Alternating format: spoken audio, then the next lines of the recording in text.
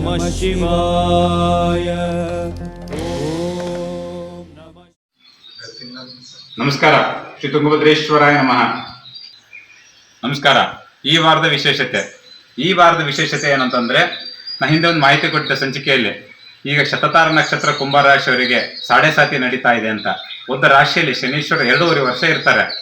ಅವಾಗ ಸಾಡೆ ಸಾತಿಕ್ಕಿಂತನೂ ದೋಷಕರವಾದದ್ದು ಇರ್ತದೆ. ಅದ್ಯಾವುದು ಅಂತಂದ್ರೆ ಪಂಚಮ ಶನಿ, ಸಪ್ತಮ ಶನಿ, ಅಷ್ಟಮ ಶನಿ ಅಂತ.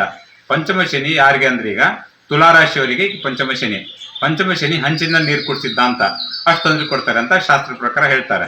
ಹಾಗಾಗಿ ಅವ್ರು ಏನ್ ಮಾಡ್ಬೇಕಂತಂದ್ರೆ ಕಬ್ಬಣದ ಪುಟ್ಟಿ ಅಥವಾ ಕಬ್ಬಣದ ಬಾಣ್ಲಿ ಅಲ್ಲಿ ಅದನ್ನ ವರ್ಷಕ್ಕೆ 5 ಸಲ ಅಂದ್ರೆ ಒಂದು ಸಲ ಮಾಡಿದ್ರೆ 5 ಸಲ ಮಾಡ್ಬೇಕು.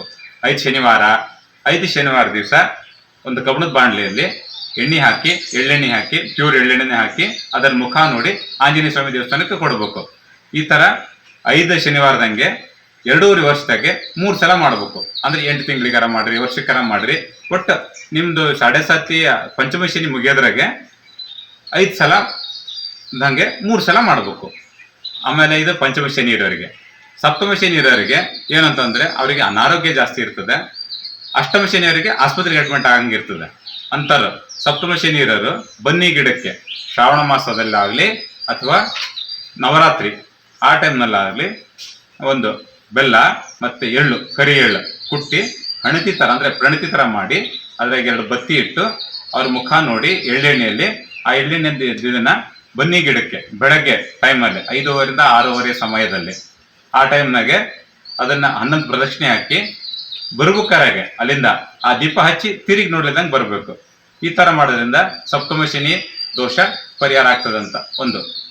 ಆಮೇಲೆ ಅಷ್ಟಮ ಶನಿ ಇರೋರು ಏನಂತಂದ್ರೆ ಅವಾಗ ಸ್ವಲ್ಪ ಮೃತ್ಯುಂಜಯ ಜಪ ಒಂದ್ಸಲ ಮಾಡ್ಕೊಂಡ್ರೆ ಸಾಕು. ಆ 2.5 ವರ್ಷದಾಗೆ ಮೃತ್ಯುಂಜಯ ಜಪನ. ಆಮೇಲೆ ಅದನ್ನು ಸಹಿತ ಹೆಂಗಂತಂದ್ರೆ ಸೋಮವಾರ ಆ ತರ ಅಥವಾ ಹುಣ್ಣಿಮೆ ಅಮಾವಾಸ್ಯೆ, ಪ್ರತಿ ಹುಣ್ಣಿಮೆ ಮತ್ತೆ ಅಮಾವಾಸ್ಯೆ ಈ ತರ ಎಷ್ಟು 2.5 ವರ್ಷಕ್ಕೆ ಬರ್ತದಲ್ಲ ಹಳ್ಳಿ ಮರಕ್ಕೆ ಹಾಲನ್ನ ಹಾಕಿ ಪ್ರದಕ್ಷಿಣೆ ಹಾಕ್ಬೇಕು. ಅವಾಗ ಮಂತ್ರನೂ ಇದೆ ಅದಕ್ಕೆ. ಆ ಮಂತ್ರನೂ ಸಂಚಿಕೆಯಲ್ಲಿ ಕೊಡ್ತೀವಂತೆ. ಇಲ್ಲ ಅಂತಂದ್ರೆ ದೇವ್ರ ಹೆಸರು ಹೇಳ್ತಾನೋ, ನಿಮ್ಗೆ ಯಾವ ಗೊತ್ತಿರ್ತಕ್ಕಂಥ ದೇವ್ರ ಹೆಸರು ಹೇಳ್ತಾನೋ, ಓಂ ನಮಃ ಶಿವಾಯನ ಅಥವಾ ಅದಕ್ಕೆ ಮಂತ್ರನೂ ಇರ್ತದೆ.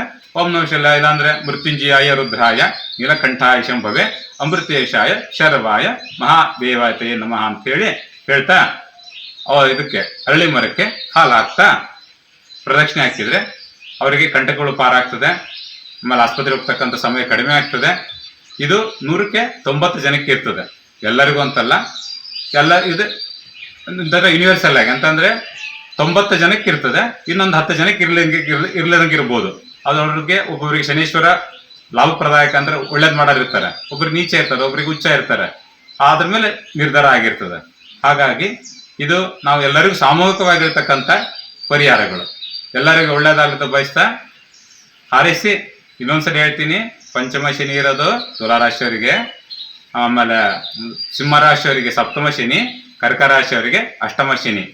ಈಗ ಈ ದೋಷ ಇರತಕ್ಕಂಥರ ಮಾಡಿದ್ರೆ ಒಳ್ಳೇದಾಗ್ತದಂತ ಬಯಸಿ ಎಲ್ಲರಿಗೂ ಒಳ್ಳೇದಾಗ್ಲಿ ಅಂತ ಹಾರೈಸ್ತಾ ಒಳ್ಳೇದಾಗ್ತದ ಬಯಸಿ ನಮಸ್ಕಾರ.